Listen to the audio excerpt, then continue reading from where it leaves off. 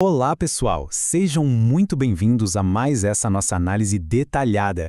Hoje a gente vai destrinchar um dos movimentos econômicos mais monumentais das últimas décadas, o recém-aprovado e provisório Acordo Comercial entre a União Europeia e o Mercosul. O nosso objetivo aqui é garantir que todo mundo compreenda não só as manchetes, mas a verdadeira mecânica por trás dessa parceria gigantesca. Nossa análise vai conectar todos aqueles dados econômicos bem granulares com as grandes forças geopolíticas que estão empurrando esse pacto. A gente vai passar rapidinho pelos seguintes pontos. 1. O acordo histórico. 2. Impacto nos produtos e tarifas. 3. Regras e proteções geográficas. 4. A disputa geopolítica global. 5. Oposição e preocupações ambientais. E, por fim, 6. O futuro da parceria. Então, vamos começar pelo ponto 1, o acordo histórico.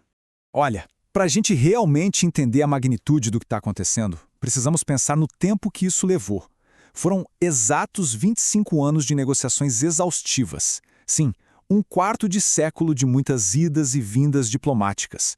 E agora, finalmente, esse acordo entra na fase de aplicação provisória a partir do dia 1º de maio de 2026.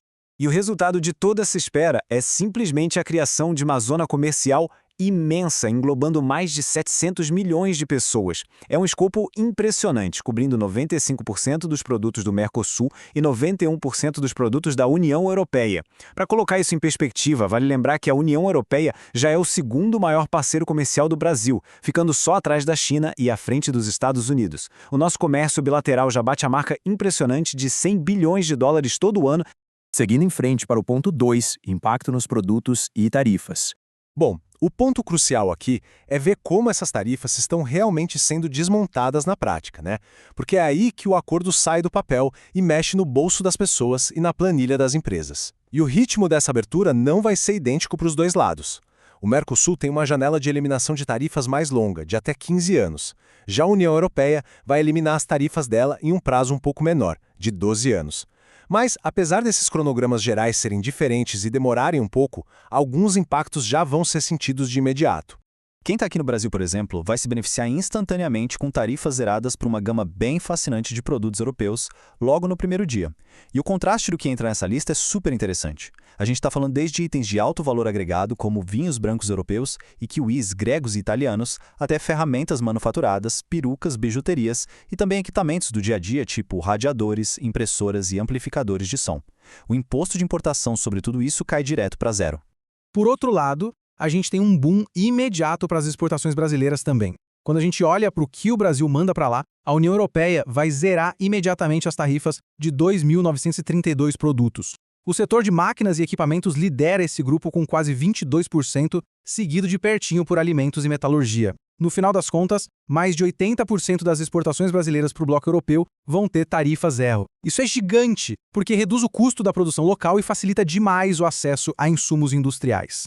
Mas não para por aí. Além daqueles imensos ganhos agrícolas que a gente já espera em áreas como açúcar, frutas e carnes bovina e de frango, essa redução tarifária abre uns nichos super específicos para os bens industriais brasileiros. Produtos como compressores, bombas de combustível e eixos de transmissão deixam de pagar imposto de importação lá na Europa. Isso dá para os produtores do Mercosul uma vantagem competitiva considerável contra gigantes globais, como os Estados Unidos, que não têm um acordo parecido com o bloco europeu. Agora vamos ver como isso cria um cronograma bem cuidadoso e escalonado para uma das indústrias mais sensíveis do Mercosul, o setor automotivo. Para proteger as montadoras locais e dar aquele tempo necessário para a indústria se adaptar ao mercado global sem perder empregos de forma abrupta, a tarifa de importação de 35% vai ficar congelada até 2032. É isso mesmo. Só em 2033 é que essa tarifa começa a cair, chegando a zero em 2040 para os carros a combustão e esticando essas proteções para os veículos elétricos e híbridos até 2043. É uma transição extremamente gradual. O que nos leva ao ponto 3. Regras e proteções geográficas. Sabe o que é realmente fascinante? É ver como os dois lados lutaram com unhas e dentes para proteger suas heranças agrícolas e culturais. O acordo vai muito além de só cortar impostos. Regras super rigorosas de rotulagem foram criadas. A União Europeia listou mais de 350 itens protegidos. Isso significa que produtos similares vendidos no Brasil vão ter que mudar de nome para respeitar essas indicações geográficas. Não dá mais para chamar um presunto de Parma se ele não vier exclusivamente daquela região lá na Itália. A mesma regra vale para champanhe ou queijo feta. Em contrapartida, o Mercosul garantiu a proteção de 224 itens, certificando que os europeus não copiem nomes sagrados como a nossa cachaça brasileira ou o famoso cordeiro patagônico da Argentina. E agora o ponto 4. A disputa geopolítica global. Afastando um pouco a lente agora, a gente percebe que esse acordo é sobre muito mais do que carros ou queijos. Ele é uma manobra estratégica vital no cenário mundial de hoje. Em 2023, a União Europeia comprou simplesmente 100% dos seus minerais pesados de terras raras direto da China. Então, a necessidade europeia de diversificar suas fontes e escapar dessa dependência total virou uma questão absoluta de segurança nacional e econômica. E é exatamente aí que o Mercosul entra em cena como uma peça-chave desse quebra-cabeça. A nossa região tem as matérias-primas críticas que a Europa precisa desesperadamente para fazer a sua transição verde e digital. A gente está falando de reservas gigantescas de lítio, e só para se ter noção, a demanda por lítio na Europa deve aumentar 12 vezes até 2030, além de minerais cruciais como nióbio, tântalo e grafite natural. O acordo fornece a base institucional para garantir esses fluxos no longo prazo. Mas isso também levanta um risco estrutural bem profundo para cá, para a América do Sul. A projeção é que as exportações do Brasil aumentem 13% até 2038, o que é ótimo. Mas a grande dúvida é, o Mercosul vai usar esse acesso privilegiado ao mercado europeu para impulsionar nossa própria política industrial, ou a gente vai só acabar aprofundando o nosso perfil histórico de exportador de commodities? Estruturalmente falando, o texto do acordo faz pouco para evitar essa segunda opção. Chegamos então ao ponto 5, oposição e preocupações ambientais. Como era de se esperar num pacto desse tamanho, nem tudo é festa, tá? Precisamos pontuar aqui de forma imparcial que essa parceria enfrenta resistências políticas e ambientais pesadíssimas nos dois continentes. A divisão política na Europa, por exemplo, é super profunda.